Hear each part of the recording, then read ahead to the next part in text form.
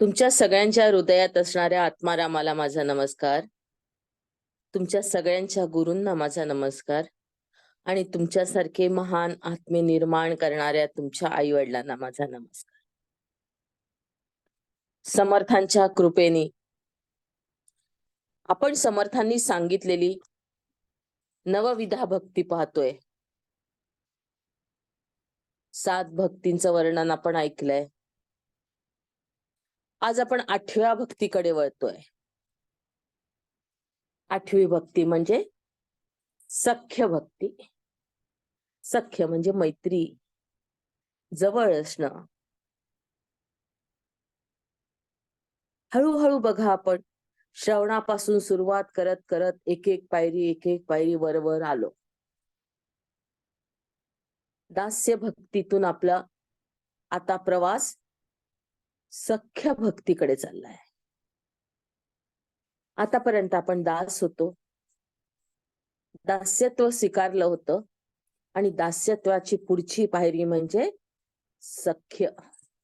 समर्थ म्हणतात, मागा झाले निरूपण 7वे भक्तीचे लक्षण, आता एका सावधान 8वी भक्ती. देवासी परम सख्य करावे, प्रेम प्रीतीने बांधावे, 8वे भक्तीचे जाणावे लक्षण ऐसे. देवासी जयासी अत्यंत प्रीती, आपण वर्तावे तेणे रीती, येणे करिता भगवंती सख्य घडणे मस्त. अत्यंत प्रीती करावी. या प्रीतीचं उदाहरण म्हणजे आपल्या गोकुळातील गोपिका. एकदा काय झालं, श्रीकृष्णाचं डोकं दुखायला लागलं. खूप डोकं दुखत होतं आणि त्याच्यावर काही इलाजच होईना. सगळे जण म्हणाले की काहीतरी इलाज असेल, काहीतरी शोधून काढा म्हणजे श्रीकृष्णाचं डोकं थांबेल.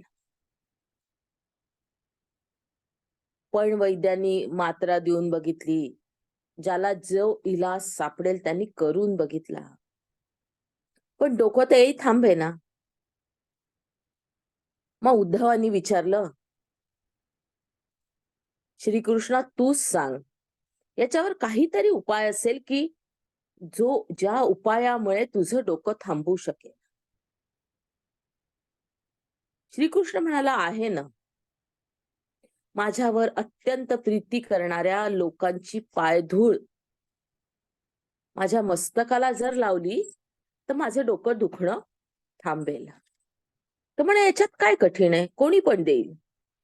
म्हणाले, नाही, कोणी पण नाही देणार, कारण त्याचं सगळं पुण्य चाललं जाईल आणि त्याला नरकात जावं लागेल. ही गोष्ट हा हा म्हणता म्हणता पसरली. इतक्या राण्या होत्या, त्यातल्या 8 प्रधान त्यांच्यापर्यंत गेली. सगळ्या जणांना समजली श्रीकृष्णाचं डोकं दुखतंय आणि त्याला हवा आहे पायाची धूळ. सगळ्यांना विचारलं गेलं, तुम्ही देता का, तुम्ही देता का, तुम्ही देता का. कोणीही नरकात जायला तयार होईना आणि डोकं खूप वाढलं.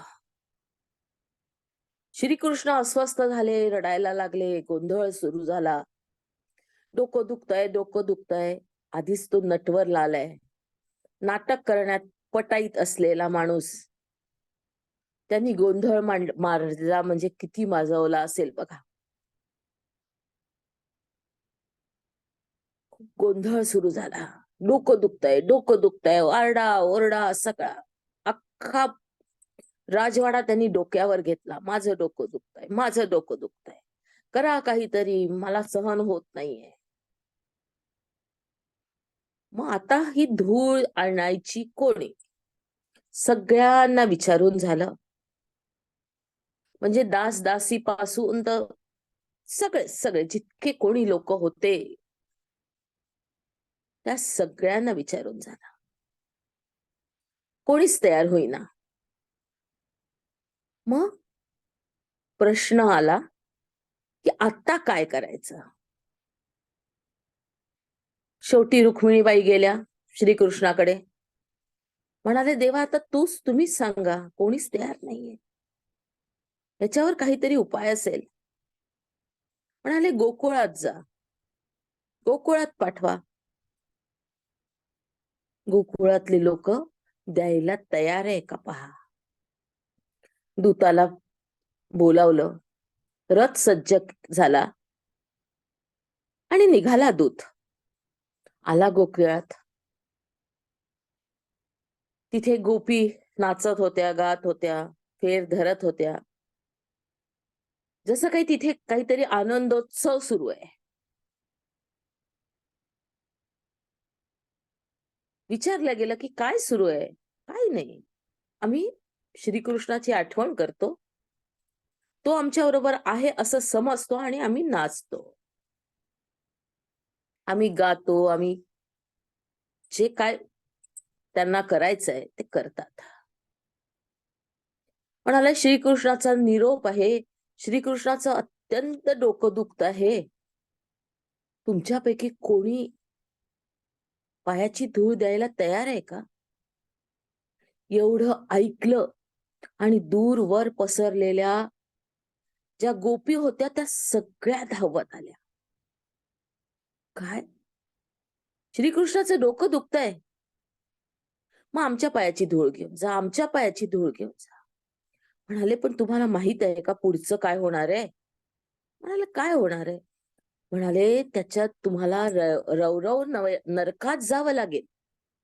अत्यंत वेदना होतात त्या नरकात, खूप वाईट प्रकारचा नरक आहे तो.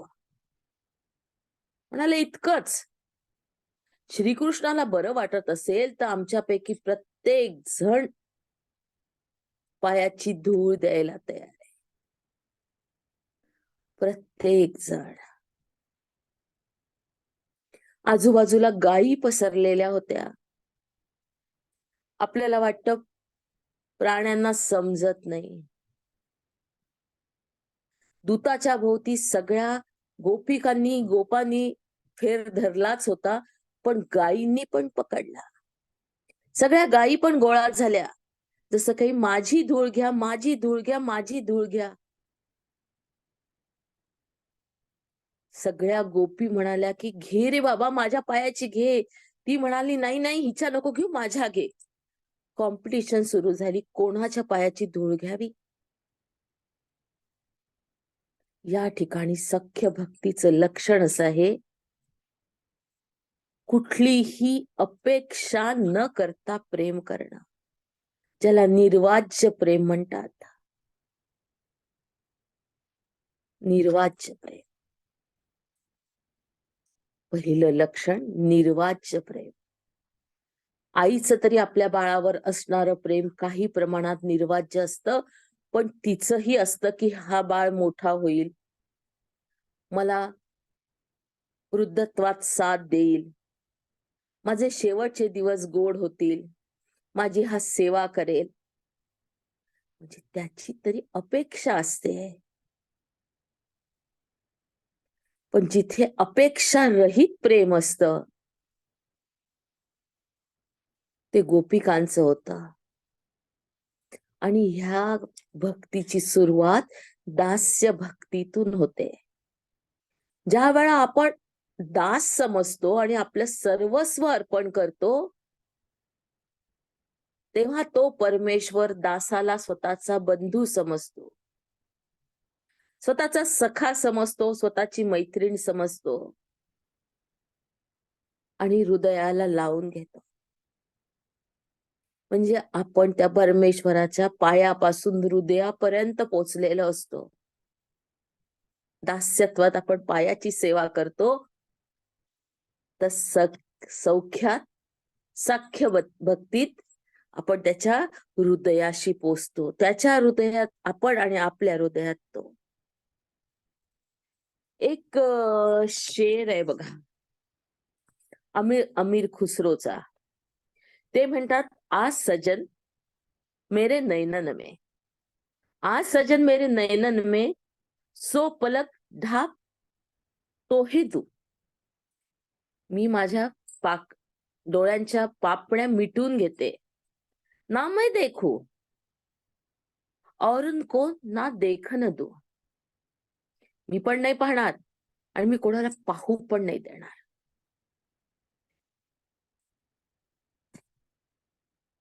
म्हणजे इतकी भक्ती. याचं आधी अजून एक उदाहरण सांगता येईल. द्रौपदी 5 पांडवांची असलेली पत्नी, तिचं श्रीकृष्णावर जे प्रेम होतं ते काही मित्राचं होतं, बंधूचं होतं, खूप प्रेम होतं. ज्या वेळा दुःशासनाने तिला ओढत आणलं राजसभेत आणि तिच्या वस्त्राला हात घातला, तिने आपल्या पतींकडे बघितलं. 5 बलशाली असलेले पती, तिचे सासरे, तिचे आजे सासरे, अख्खं राज दरबार, जिथे भीष्म बसलेले होते, जिथे द्रोणाचार्य होते, कृपाचार्य होते, डोळ्यावर पट्टी बांधून बसलेला राजा होता, डोळ्यावर पट्टी होती. सगळे लोक होते तिथे. एका बाजूला मान खालून घालून बसलेले तिचे 5ही पती. एक एक पती जर म्हटला तर एक एक विद्येत प्रवीण असलेला, शूर असलेला, त्यांचा मुकाबला कोणीच करू शकत नाही अशी कीर्ती असलेला. आणि हिला असं फरफटत एक वस्त्र असलेली ती, तिच्या केसांना धरून ओढत आणलेलं. तिने आपला पदर कसा तरी आपली इज्जत झाकण्यासाठी हाताने पकडून ठेवला होता. दोन्ही हात तिचे छातीवर होते आणि पदर हाताने पकडला होता की तो सुटू नये म्हणून तिची धडपड होती. नेत्रात आग होती. कोणीतरी माझ्या मदतीला धावेल ही अपेक्षा होती. तिने युधिष्ठिराकडे बघितलं. युधिष्ठिराने मान खाली घातली. तिने सगळ्यात जास्त प्रेम केलं त्या अर्जुनाकडे बघितलं. अर्जुन पण हवालदिल झालेला होता. त्यांनी पण मान खाली घातली. नकुल सहदेवाकडे बघितलं. नकुल सहदेव पण मान खाली घालून बसलेले होते. मग तिने बघितलं सगळ्यात बलशाली असलेल्या भीमाकडे. भीमाची चुळबुळ सुरू होती, पण त्याची आपल्या भावाच्या गोष्टीला विरोध करण्याची शक्ती नव्हती. तू आम्हाला हरलास, पण आमच्या बायकोला का, असं विचारण्याची शक्ती भीमामध्ये देखील नव्हती. हाताच्या मुठी आवळल्या गेल्या होत्या, डोळ्यात रक्त साचलेलं होतं. अत्यंत क्रोधित झालेला, अंगाचा तिळपापड होणारा तो भीम थरथर कापत होता, पण उठत नव्हता. तिचे दोन्ही हात आपल्या पदरावर होते. कसं वाचवावं समजेना. हाताची शक्ती कमी पडायला लागली म्हणून तिने आपला पदर आपल्या तोंडात पकडला. कोणीच धावायला तयार नव्हता. अशा वेळा तिला तिच्या मित्राची आठवण झाली, सख्याची आठवण झाली. दोन्ही हात वरती केले, जे होईल ते होऊ दे, आणि टाहो फोडला. श्रीकृष्णा धाव, श्रीकृष्णा धाव. दोन्ही हात जोडल्या गेले. संपूर्ण शरणागतीने विनवणी सुरू झाली. श्रीकृष्णा धाव, श्रीकृष्णा धाव. त्याबरोबर एक साडी निघते न निघते दुसरी गुंडाळला गेलेली होती. म्हणता म्हणता हजारो साड्यांचा ढीग पडला. हा ढीग पाहून दुःशासनाचे हात दुखायला लागले. किती काढणार तुम्ही? पुरवणारा जर जगाचा नियंता आहे, जगाला देणारा आहे, तुम्ही काय घेणार? शेवटी मानव. ही गोष्ट कोणीतरी धृतराष्ट्राच्या कानावर घातली. आतापर्यंत शांतपणे बसलेला धृतराष्ट्र, त्यांनी आज्ञा केली, थांबवा हे सगळं. या ठिकाणी द्रौपदीची मदतीला धावला तो कोण होता?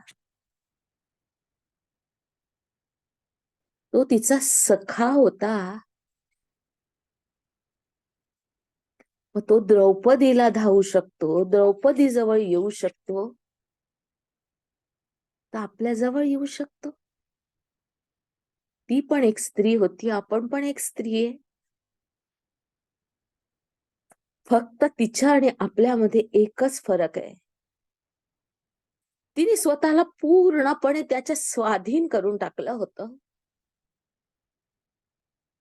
पूर्णपणे शरणागती. तू जसं म्हणशील तसं, तू आता तुझ्याशिवाय मला कोणी नाही. एक राणी असणारी, 5 पती असणारी ती स्त्री, ज्या वेळात सगळे दोर तोडून, सगळे नाते संबंध तोडून आपल्याला देवतेच्या अधीन करून टाकते. हे अधीन करणं हा भाव आहे, ही मनस्थिती आहे. हे अधीन करणं ज्या वेळा जमतं, त्यावेळा ही भक्ती आपल्याला साधते. आता तुम्ही मला म्हणाल की हे तर तू जे सांगितलंस ते सगळं पुराणातलं आहे. आम्हाला कुठे माहित? आत्ताच्या युगातलं उदाहरण दे, आहे की नाही? कारण आपल्याला असं वाटतं की त्या वेळेला बरोबर होतं, द्वापार युग, त्यावेळेला ठीक होतं. पण कलियुगात काय?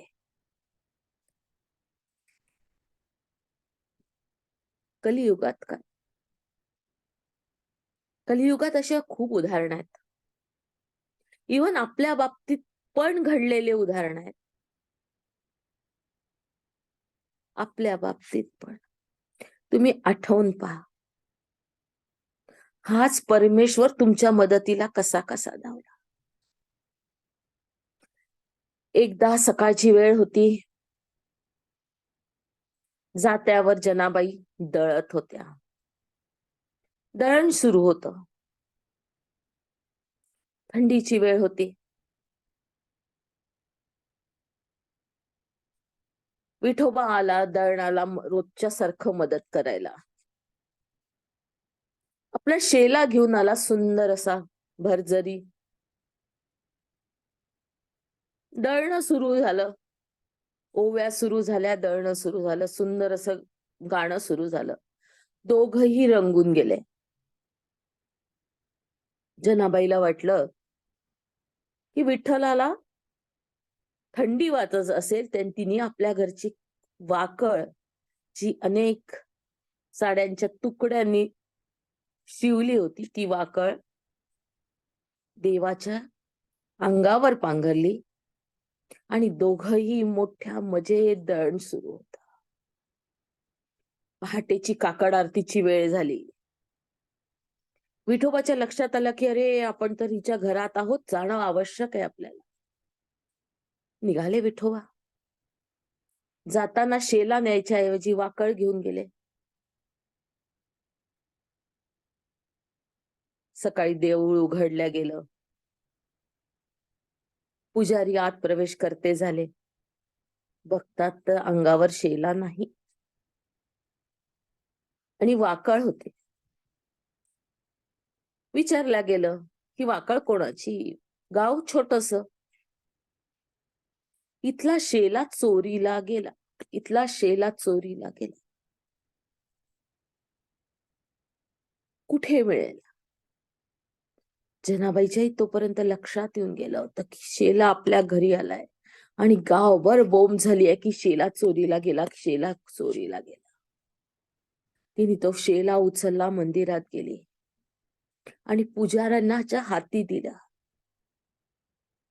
पुजाऱ्यांना वाटलं हिनीच चोरलेला आहे. तिला मारावं, तिला शिक्षा द्यावी अशी आज्ञा झाली. त्यावेळा विठ्ठलाने स्वतःच रूप पालटून सांगितलं, नाही हिने चोरी केलेली नाहीये, ही सख्य भक्ती, ही सख्य भक्ती. याच्यात काय सांगितलं?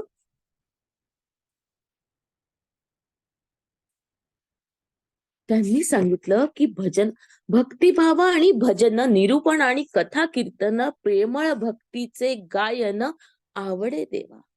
देवाला जे जे आवडतं ते ते आपण केलं पाहिजे. भक्तिभाव आणि भजन. भक्ती तर असलीच पाहिजे, विश्वास तर असलाच पाहिजे, पण आतून पूर्णपणे समर्पण असला पाहिजे, समर्पणाचा भाव असला. ज्या वेळा समर्पणाचा भाव तुमच्या भजनात येतो त्यावेळा तुम्ही रंगून जाता, गोरा कुंभारासारखे. तुम्हाला ती गोष्ट माहीतच असेल. खूप सारी माती कालवलेली होती, मातीचे घडे बनवायचे होते, संक्रांत जवळ आलेली होती. मातीला तुडवल्या जातं, मळल्या जातं. जसं आपण कणिक मळतो तशी माती मुरवल्या जाते, पाणी टाकून टाकून टाकून. आणि हे काम हाताने होत नाही, त्याच्यासाठी पायाने केल्या जातं. त्याच्यात नाचल्या जातं, त्याला तुडवल्या जातं त्या मातीला. गोरोबा मातीत उभे राहिले, हातात चिपळ्या घेतल्या आणि तोंडानी रामकृष्ण हरी, रामकृष्ण हरी, रामकृष्ण हरी त्यांचं सुरू झालं. आनंदात होते, नाचत होते, गात होते. इतके रंगले की त्यांचं 6 महिन्याचं मूल कधी त्यांच्या जवळ बाबा बाबा म्हणून आलं हे त्यांना कळलंच नाही. ते मातीत आलं होतं आणि चिरडल्या गेलं होतं त्यांच्या पायाखाली.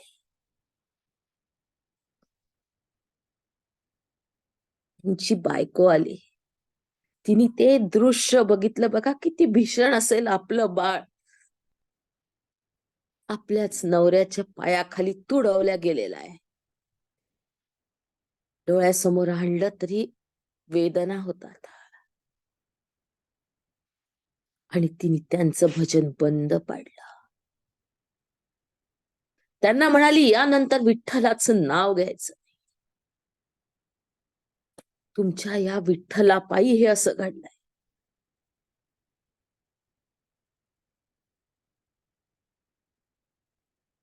विठ्ठलाच्या भक्तीने ते बाळ जिवंत झालं.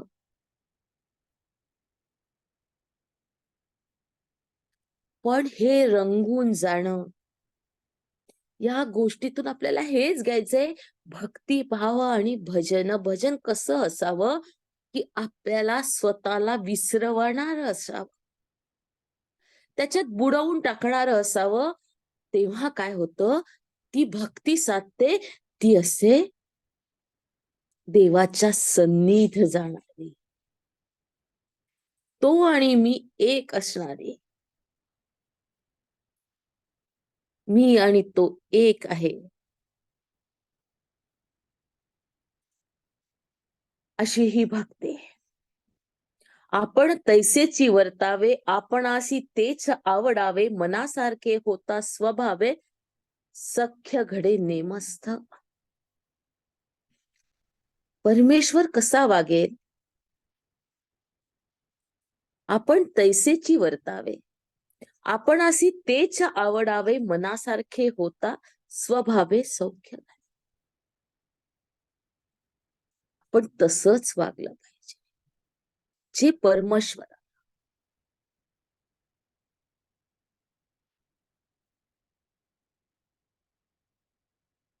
ही सौख्य भक्ती, ही 8वी भक्ती. 8व्या भक्तीत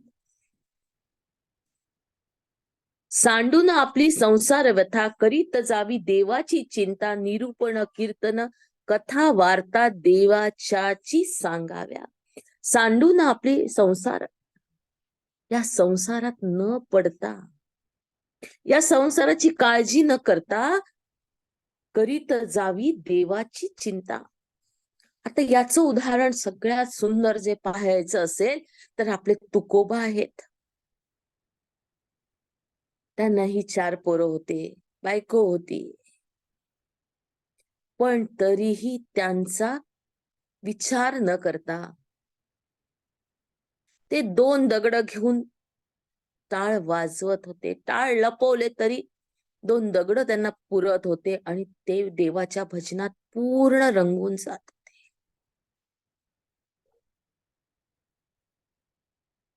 ही सौख्य भक्ती.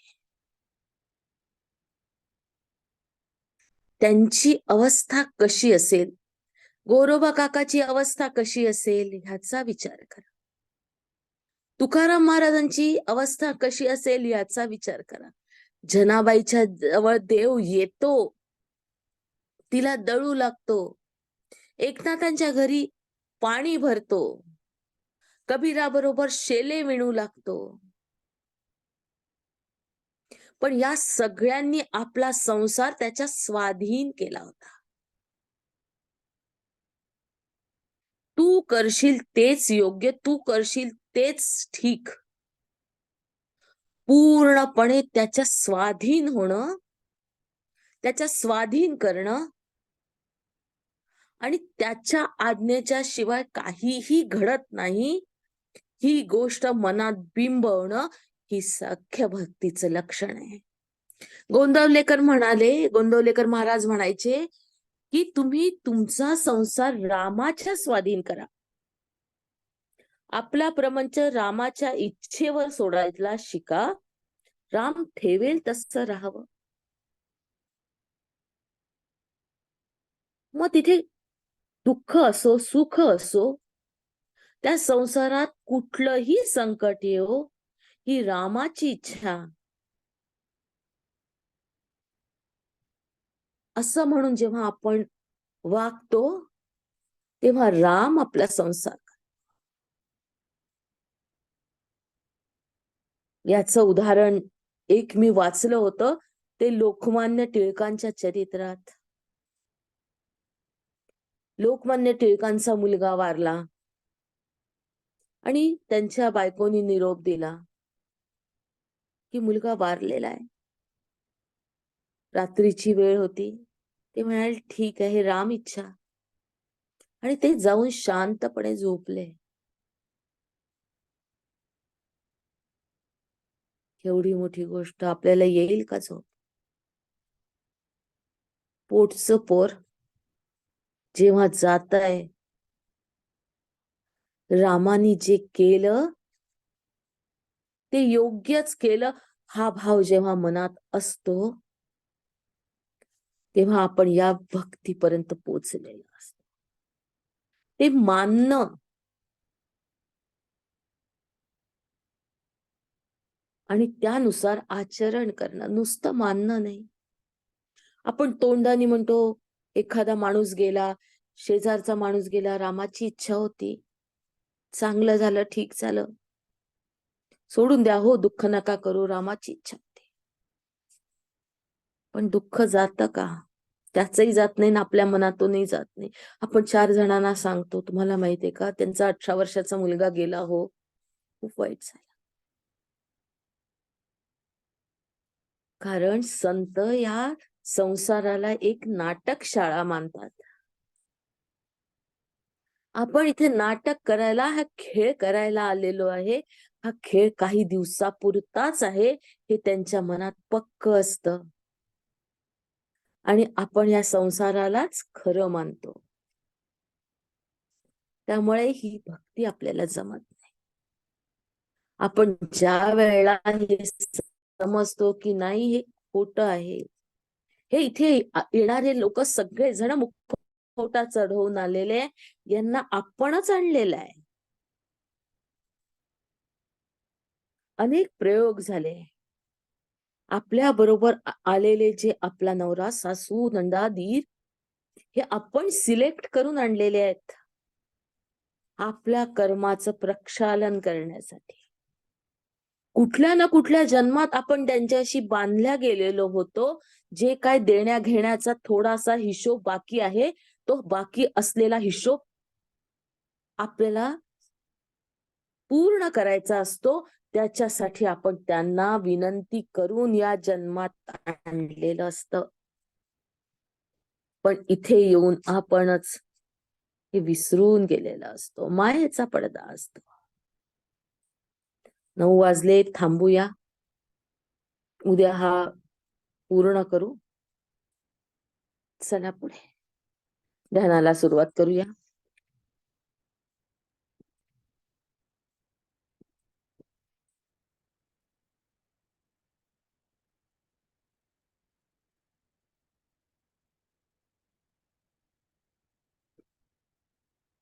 पाय क्रॉस करायचे,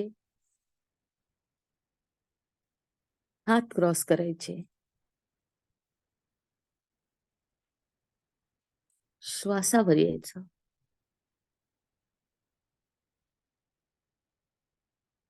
श्वास आत, श्वास बाहेर. श्वास आत, श्वास बाहेर. श्वास आत, श्वास बाहेर. श्वास आत, श्वास बाहेर. श्वास आत, श्वास बाहेर. पाय ढिले सोडून द्या दोन्ही. तळव्यापासून तर मांडीपर्यंत पाय शिथिल. तळव्यापासून तर मांडीपर्यंतचे पाय शिथिल झाले आहेत. कमरेचा भाग शिथिल.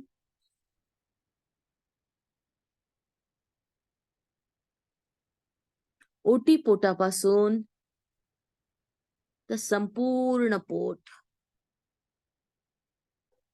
शिथिल.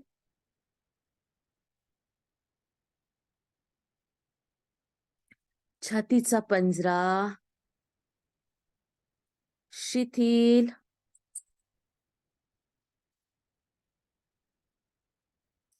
दोन्ही हात शिथिल.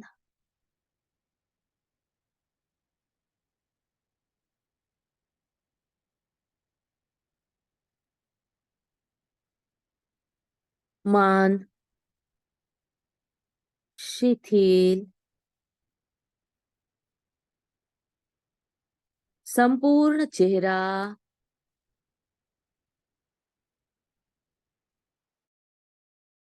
शिथिल. डोकं शिथिल. डोक्यापासून तर तळव्यापर्यंतचा संपूर्ण भाग शिथिल. डोक्यापासून तर तळव्यापर्यंतचा संपूर्ण भाग शिथिल.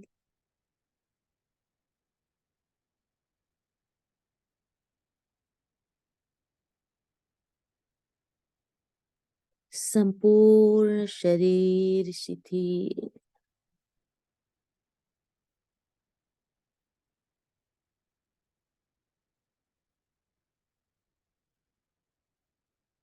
मी एक आत्मा आहे.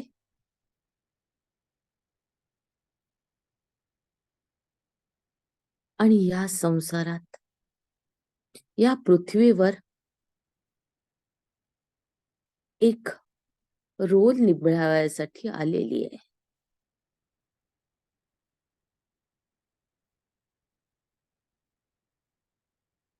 माझं रूप हे चैतन्यमयी आहे.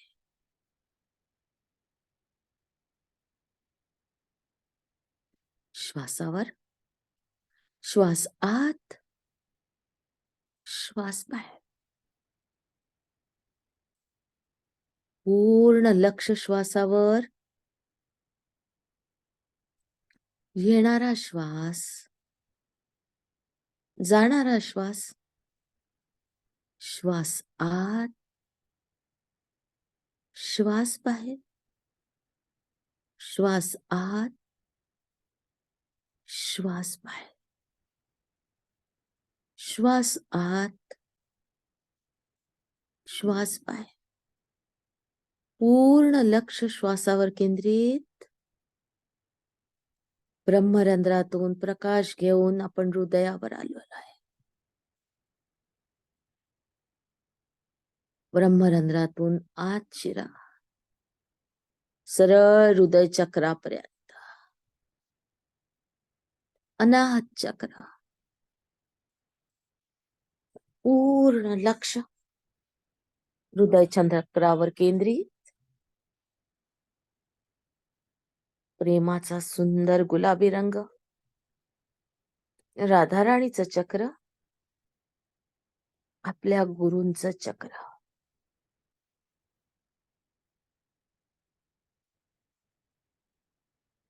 पूर्ण लक्ष केंद्रित करा.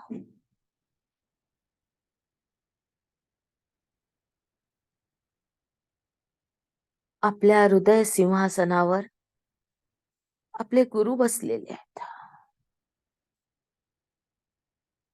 साष्टांग दंडवत.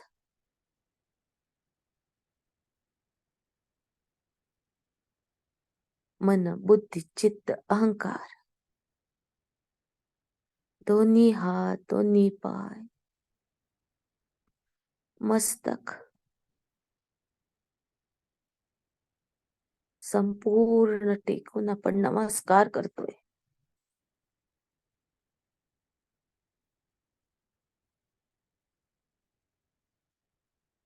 पूर्ण लक्ष पायावर, उजव्या पायाच्या अंगठ्यावर. आपलं आज्ञाचक्र.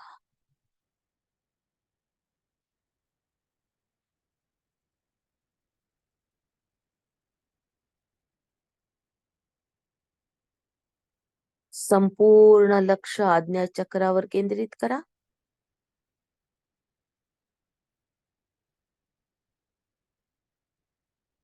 आज्ञाचक्रात व्हायब्रेशन सुरू झाली आहेत.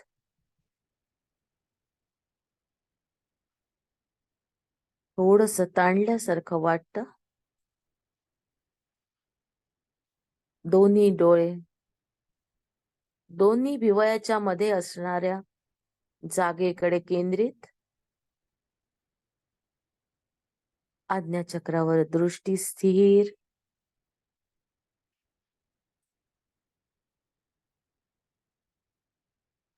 आज्ञाचक्रावर आपण बघतोय गुरुच्या पायातून निघणारी व्हायब्रेशन इथून सरळ आत जात होते.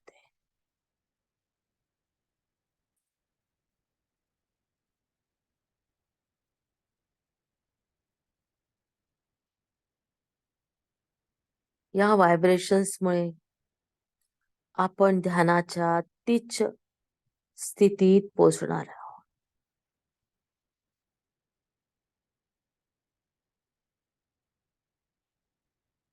हातांचा स्पर्श अनुभवा. पायावर ठेवलेले हात दोन्ही हाताच्या तळव्यावर. पायातून निघणारी ऊर्जा अनुभवायला येते. पूर्ण लक्ष आपल्या हाताच्या तळव्यावर केंद्रित.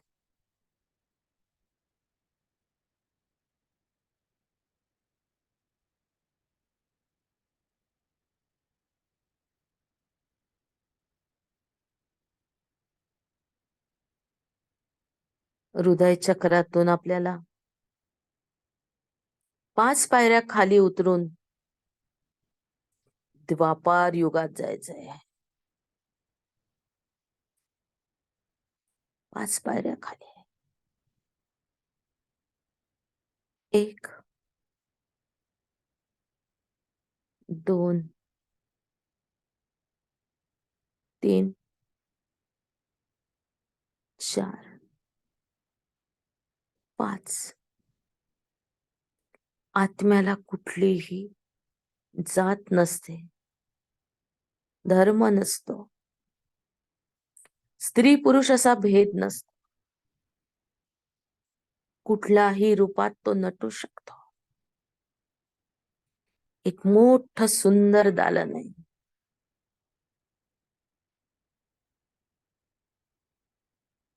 वेगवेगळ्या पडद्यांनी सजलेलं आहे.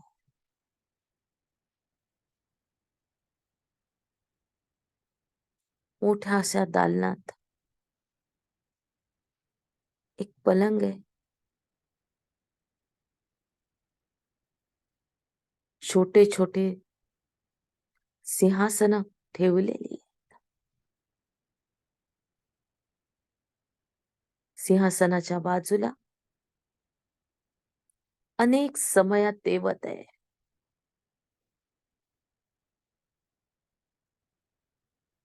मंचकावर आपण बसलेलो आहोत. आपलं रूप बघा. सुंदर अशी लाल साडी, अंगावर अनेक दागिने,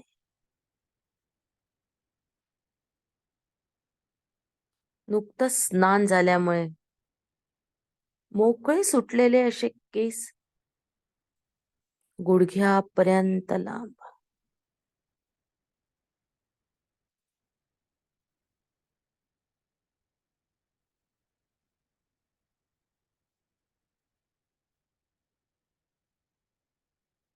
अंगात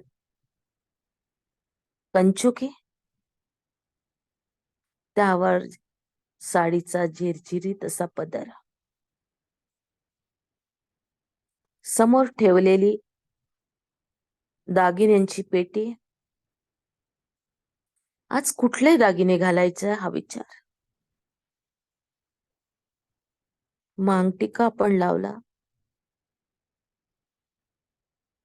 सोन्याच्या बांगड्या बदलवणं सुरू होतं. मनात द्वंद्व, ही घालावी की ती घालावी.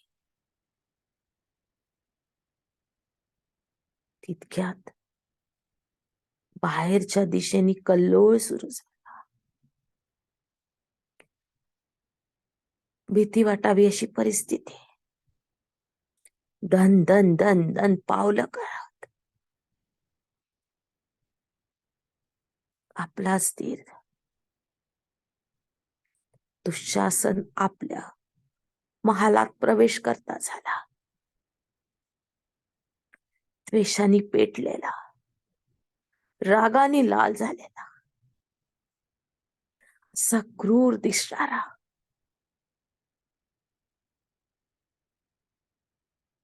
जो आजपर्यंत आपली आज्ञा न घेता आपल्या शयन कक्षात ज्यांनी कधीच प्रवेश केला नव्हता, तो शिव्या देत आत शिरला. त्यांनी आपल्या केसांना हात घातला. लांब सुटलेले केस हाताने पकडले, दोरीसारखे वळवले आणि आपल्याला खेचत तो बाहेर घेऊन चालला. काय झालं, काय झालं, आपला एकच प्रश्न. अरे थांब, मला असं कुठे घेऊन चाललास. काहीच समजेना. त्यांनी फरफटात आपल्याला राजसभेत आणलेलं आहे.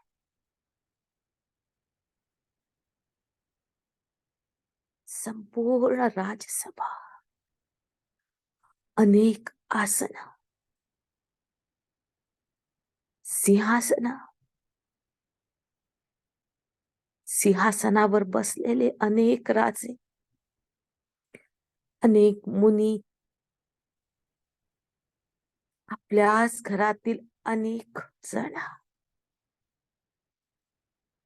100 कौरव,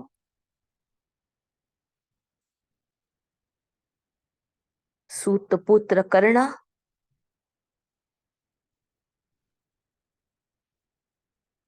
द्रोणाचार्य, कृपाचार्य,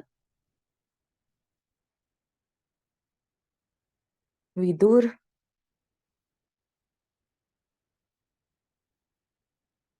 अश्वत्थामा,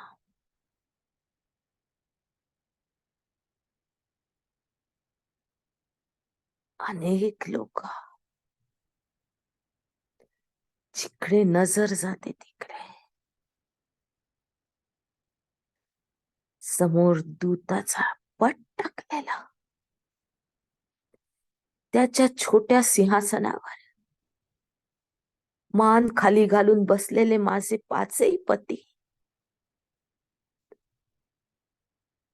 सगळ्यांच्या नजरा पृथ्वीकडे वळले. मला परिस्थितीचा अंदाज आला. त्यांनी मला राजसभेत मधोमध आणून उभं केलं. माझ्याकडे बघणाऱ्या नजरा, आजपर्यंत या वेशात मला कोणीच बघितलं नव्हतं. अंगावरचे वस्त्र मी कसे तरी आवरले. दोन्ही हातांनी पदर पक्का पकडला. हसणारा दुर्योधन मांडी थोपटून म्हणतोयस, ये या मांडीवर बस, ही तुझी जागा आहे. त्याबरोबर सगळे कौरव हसतात आहे. त्यांच्या डोळ्यातली लालसा मला दिसतेय. माझ्या उघड्या शरीराकडे बिभिस्त नजरेने बघणारे हे सगळे लोक. माझी नजर खाली. मनात आक्रोश. अग्नीपासून निर्माण होणारी मी ते असह्य अबला झालेली. दोन्ही हातांनी पुन्हा पदराला पक्क पकडला. दुर्योधनाची आज्ञा, सोडून टाक तिची साडी, कर तिला उघडे.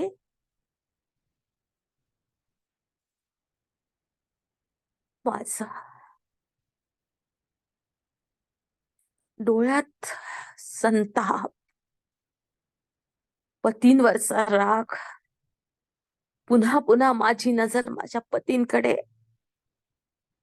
राजाकडे. राजा हा अख्ख्या प्रजेचा वडील असतात. त्यांच्या कानावर हे काही जात नसेल का? मी त्यांच्याच भावाच्या मुलांची स्नुषा आहे, त्यांची सून आहे. दोन्ही हातांनी मी पदर आवळला. मला समजताय, मला इथे कोणीही मदतीला धावणार नाही. माझा धावा सुरू झाला. हे कृष्णा, हे माझ्या सख्या, तू कुठे आहेस? तू कुठे आहेस? ये धावून, तुझ्याशिवाय दुसरं कोणी नाही रे या परिस्थितीत मला वाचवणार. हे सख्या, ये रे, ये लवकर ये. माझे दोन्ही हात त्याला वंदन करण्यासाठी मी वर उचलले आणि मी त्याला माझ्या समर्पित करून टाकले. दोन्ही हात वर उचलले. दुःशासनाने माझी साडी ओढली. मी गरकन फिरले आणि साडीचा खाली पडले. पण माझ्या लक्षात आलं, साडी खाली पडलीये, पण दुसरी साडी माझ्या अंगावर तयार आहे. माझं शील झाकल्या गेलेलं आहे. माझ्या मदतीला माझा बंधू राज धावून आलेला आहे. ज्याच्या बोटाला मी माझा शालू फाडून चिंधी बांधली होती, त्या चिंधीची लाज राखण्यासाठी आज हजारो साड्या त्यांनी माझ्यासाठी पाठवून दिलेल्या आहे. वरती तो एक एक साडी माझ्या शरीराच्या भोवती गुंडाळतो. अख्खी सभा बघते आणि मला दिसतोय वरती तो मला साड्या पुरवताना. माझ्या डोळ्यातला अंगार कमी झाला. माझ्या मनात प्रेम दाटून आलं की या संसारात या बंधूशिवाय दुसरं कोणीही माझं नाही. मी ज्यांना आजपर्यंत माझं समजली ते काही क्षणापुरते माझे होते. ज्यांना मी माझं सर्वस्व अर्पण केलं, माझ्या जीवनात सगळ्यात मोठं स्थान दिलं, पण ते माझ्या मदतीला नाही येत. आणि ज्याला मी फक्त एक छोटीशी चिंधी बांधली, तो माझ्या मदतीला धावलाय. माझं मन पूर्ण भरून गेलं त्याच्या प्रेमाने. आता फक्त आणि फक्त मी त्याची आहे. या संसारात कितीही वादळ येऊ, कितीही संकट येऊ, मला एवढंच माहित आहे की या पृथ्वीवरच कोणीही मला मदत करू शकत नाही. मला या प्रसंगात फक्त आणि फक्त माझ्या ईश्वराची मदत मिळाली आहे. मी या जगात आलीये, काही कार्य करायला आली, काही देणं घेणं वसूल करायला आली आहे, द्यायला आली आहे. ते मी सगळं करणार आहे, पण माझ्या मनात पूर्णपणे परमेश्वरा तूच आहेस, तूच आहे. तुझं हे प्रेम मला मिळू दे आणि माझी श्रद्धा, माझी भक्ती तुझ्या पायाजवळ असू दे. तूच माझी आई आहे, तूच माझे वडील आहे, तू माझा सखा आहे, तू माझा बंधू आहेस आणि माझ्या या जीवनाचा आधार फक्त आणि फक्त तूच आहेस. हे परमेश्वरा, तुला साष्टांग दंडवत. हे परमेश्वरा, तुला साष्टांग दंडवत.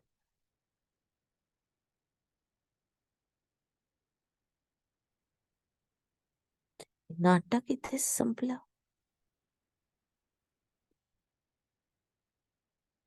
दासींच्या द्वारे मला माझ्या खोलीत नेल्या गेलं.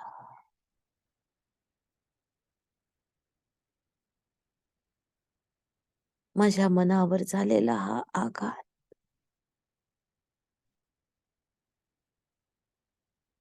मला एक गोष्ट शिकवून गेला.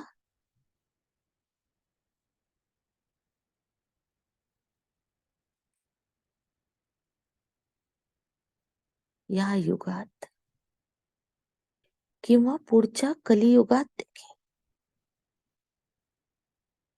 आधार मागायचा तर अशा भक्कम शक्तीलाच, की जी आपल्याला कधीच दूर नेटणार नाही, कधीच आपल्याला दूर लोटणार नाही. अवलंबून राहायचं तर याच आपल्या सख्यावर, याच आपल्या मित्रावर.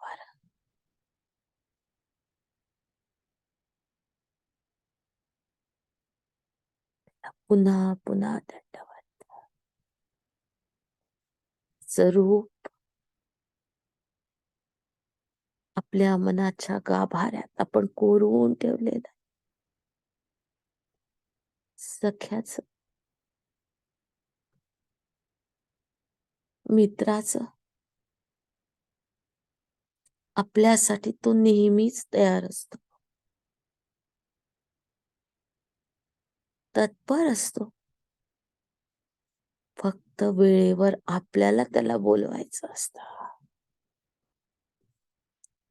ज्या वेळा आपण मनापासून प्रार्थना करतो, त्यावेळा तो धावून येतो अनेक रूपात. कधी गुरुच्या, तर कधी अनोळखी माणूस बनून. अनेक रूपात नटलेला तो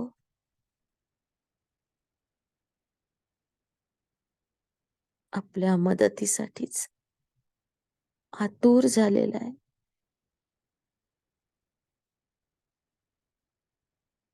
शत शत प्रणाम.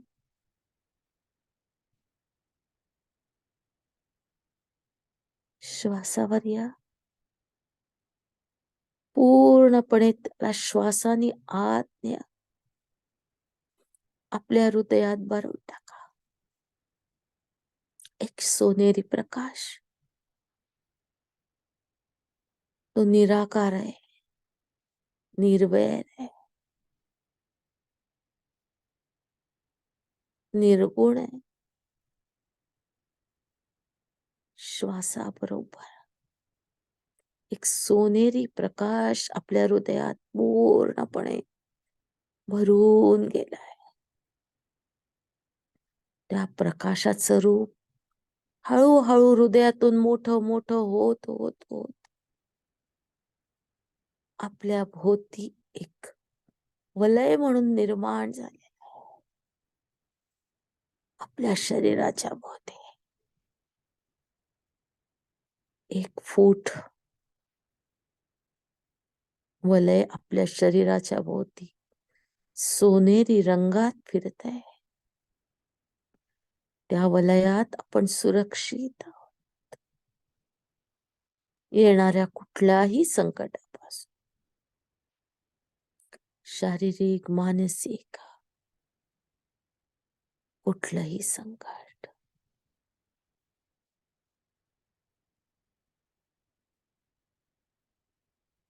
आपण सुरक्षित आहोत.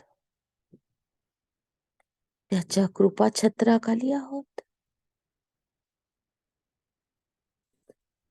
आपल्या मदतीला तो आहे ही आपली पूर्ण भावना आहे, श्रद्धा आहे, विश्वास आहे, पूर्ण विश्वास आहे त्याच्यावर. आपल्या भोवती सोनेरी आभा निर्माण झाली आहे.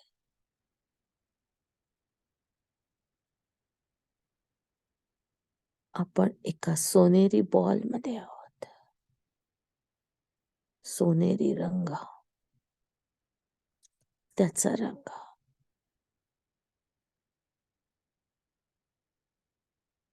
आपल्याला वेढून बसलाय.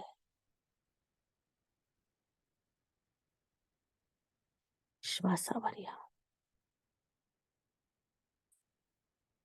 श्वास आत, श्वास बाहेर,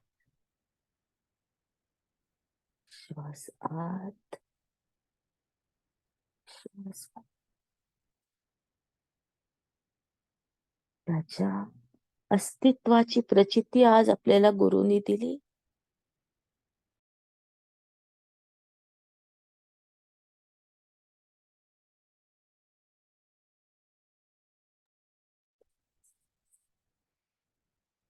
साष्टांग वंदन. श्वासावर या.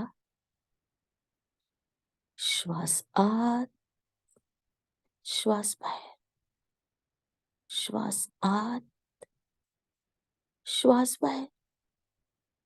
येणारा श्वास, जाणारा श्वास.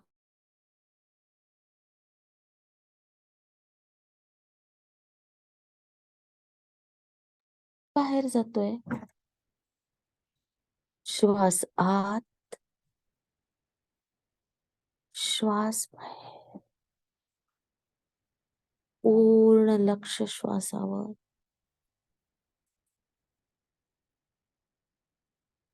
पूर्ण लक्ष श्वासावर.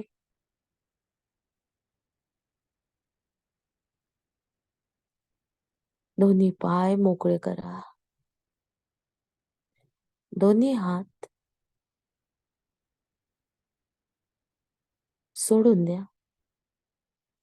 पायांच्या बोटाची हालचाल, हाताच्या बोटाची हालचाल.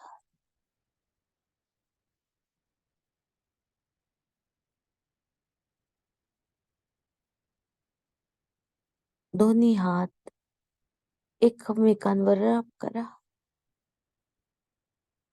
आणि डोळ्यांवर ठेवा. डोळ्यांच्या फटीत, हातांच्या फटीतून डोळ्यांची हालचाल. पापण्यांची उघडझाप. प्रकाश बघायचाय.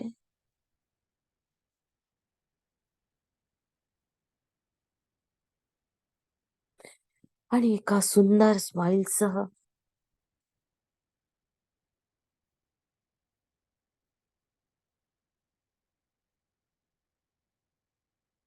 डोळे उघडायचे.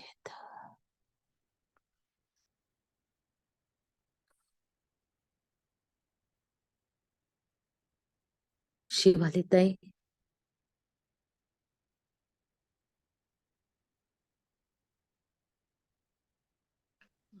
आत्मवंदन ताई. खूप वेगळ्या पद्धतीचं ध्यान होतं आज. छान वाटलं. आणि मेन म्हणजे त्याची शिकवण छान होती, की त्याची जी आठवण करून दिली, की कोणावर अवलंबून राहायचं नाही. हे खूप छान. म्हणजे आपण जन्मोजन्मी हे करत आलोय हे लक्षातच नव्हतं आणि परत परत त्याच चुका करत राहतो.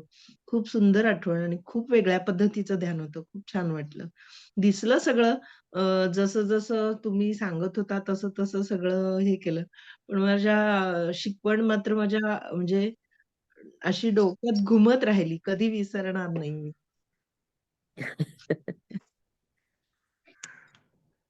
अनुपमाताई, काही वेगळ्याच विश्वात घेऊन गेलात आणि जेव्हा माझ्यातला मीपणा जातो, शरणागती, ते फार डोळ्यात अंजन घालणारं होतं. समजत नाही ताई. कोटी कोटी धन्यवाद. खूप खूप धन्यवाद ताई. काय बोलू. राधिका, ताई आत्मवंदन. आत्मवंदन. स्ट्रॉंग झाली. हो बेटा, आणि तू मला शहाणं माहिती बाळ आहे प्रभूचं. काय कळलं नाही तुम्ही काय बोलले. तू शहाणं बाळ आहे म्हंटल प्रभूचं. लाडकं बाळ आहेस. हो ना.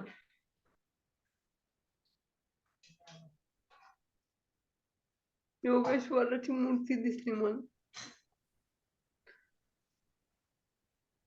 धन्यवाद ताई.